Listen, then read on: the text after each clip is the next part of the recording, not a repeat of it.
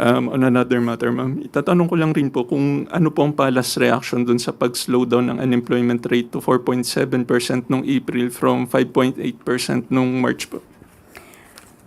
Okay, ganito po ang sabi po, muli hiningi rin po natin ang opinion po rito ni Secretary Balisacan, pati na po ni Secretary Francis Tolentino.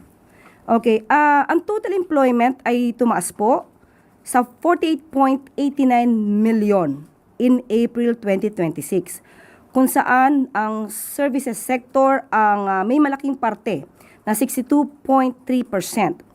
So maraming challenges sa ating ekonomiya, pero dahil hindi sumusuko ang mga Pilipino at dahil sa patuloy na interventions ng gobyerno at tulad ng paglilikha ng dekalidad at produktibong trabaho, paghihikayat sa investments, pagbibigay ng mga livelihood sa mga nawawala ng trabaho at yung mga bumalik na mga OFWs, naging maganda po ang resulta, pero hindi po ito pababayaan.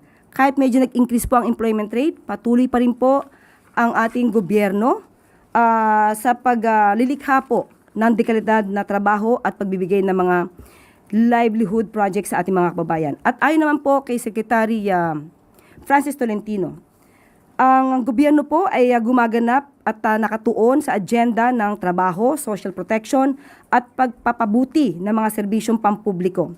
Lumilikha ng dekalidad at produktibong trabaho at pinapalakas po ang kakayahan ng mga manggagawa na maging makipagkompetensya at bumuo ng malinaw na landas mula edukasyon patungo sa hanap buhay. Tuloy-tuloy po ang ating pamahalaan na makapagbigay ng magandang trabaho sa ating mga kababayan. Follow-up na lang, ma'am.